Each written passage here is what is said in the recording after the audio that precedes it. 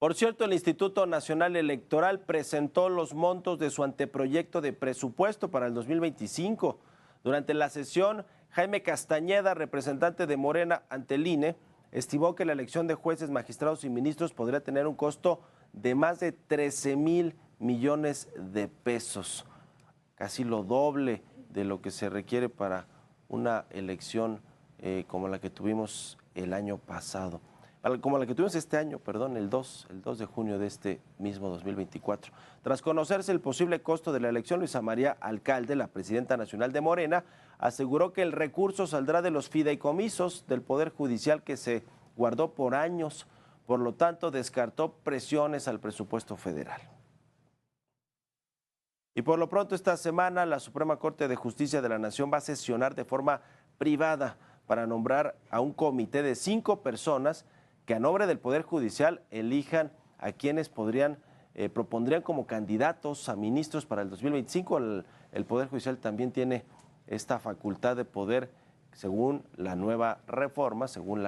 los cambios que se hicieron a la Constitución, pues pueda proponer a los que van a participar en este proceso del próximo año. La ministra Lenia Batres dijo que se harán propuestas de juristas decentes, honestos y luchadores por el país.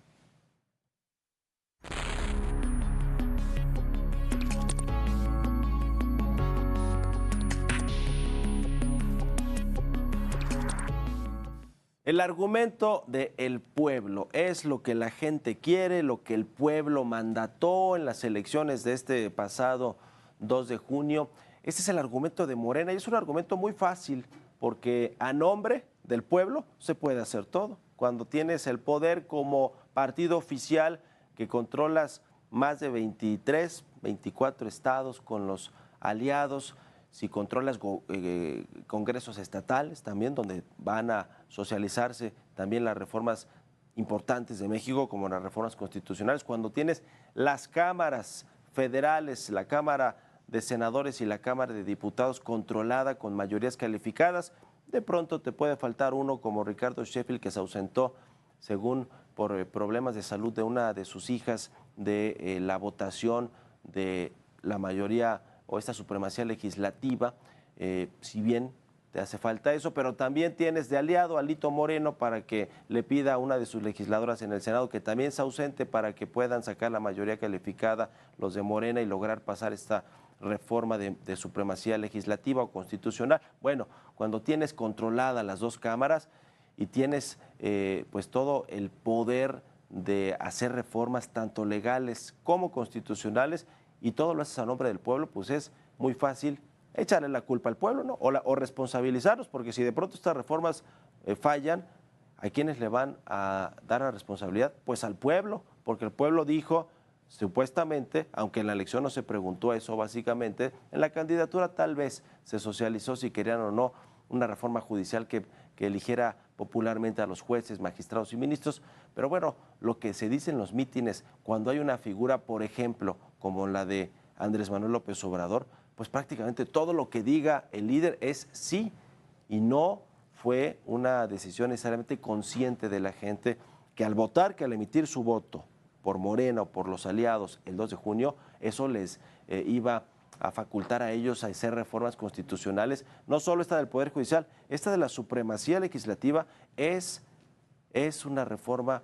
que huele a regresión y no a democracia. ¿Por qué? Porque el partido oficial va a poder cambiar lo que se le dé la gana en la Constitución sin que nadie le pueda decir nada y que además no puedan haber actos reclamados de llevar a una inconstitucionalidad, de pedirle a la Corte que lo revise en términos de derechos, de libertades. Cualquier reforma, cualquiera. La del Poder Judicial es un ejemplo, pero cualquier otra que quiera hacer Morena, por ejemplo, a ver, podemos irnos al caso más radical,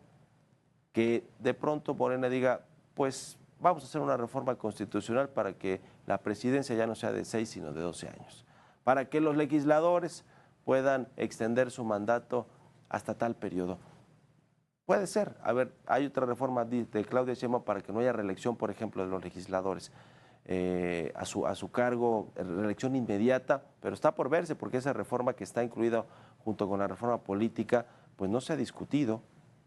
y vamos a ver qué tiene que decir la reforma política con respecto al INE, al Tribunal Electoral, a todo lo que pues se ha ido construyendo poco a poco en las últimas décadas y que hoy parece que Morena quiere echarlo abajo o tener todo el control. Y todo al nombre del pueblo, que ese es siempre el argumento y es la justificación más fácil para decir que nosotros queremos mandar y queremos mandar a nuestras anchas y gobernar a nuestras anchas sin que haya un tercero que pues nos quiera contravenir alguna decisión que nosotros tomemos. Por ejemplo, el Poder Judicial con quienes están peleados los morenistas y el oficialismo desde hace mucho tiempo, por lo menos desde el sexenio pasado, los acusan de corruptos, de rateros, de dar fallos que no convienen o que no son apegados a derecho, en fin, todo eso. Pero bueno, pues también con eso están pulverizando, terminando de pulverizar a la oposición, porque también con un problema que haya, vamos a poner un último ejemplo, la Cuauhtémoc o lo que sucedió en el estado de Jalisco con la elección que estuvo apretada, que impugnó Morena porque pues aseguraba que hubo mal conteos, que se utilizó más recursos de los que se podían utilizar para las campañas, en fin, cualquiera de estas argucias para poder echar abajo una elección o repetirla. Bueno, ahora Morena, con el control del Poder Judicial, de todos los organismos de justicia del país, pues si van a una elección, está cerrada, la oposición ganó, pero está cerrada, como sucedió en la Cuauhtémoc, en la alcaldía Cuauhtémoc aquí en la Ciudad de México, o en Jalisco, a nivel gubernamental, a nivel de gobernador, pues Morena va a llevarlo a los tribunales, o él o la candidata que perdió por poco margen lo lleva a los tribunales, y como los tribunales pues los trae Morena, porque trae el Tribunal de Justicia de Disciplina Judicial, que es el que evalúa a los jueces, el que los sanciona, el que los puede separar de sus cargos, pues ¿quién se le va a poner? ¿A Morena o al gobierno federal? Entonces, con ese argumento pueden perder fácilmente una alcaldía, una gubernatura, una municipalidad, lo que sea, una presidencia municipal, lo que sea. Pues sí, por eso es tan delicado que haya esta supermayoría legislativa, esta supremacía legislativa, y también por eso es delicado que Morena sea el que vaya a proponer y a filtrar a los jueces que va a votar la gente el próximo año. Pero bueno, le llaman democracia en Morena, del otro lado se llama autoritarismo, y bueno, todo a nombre del pueblo de México.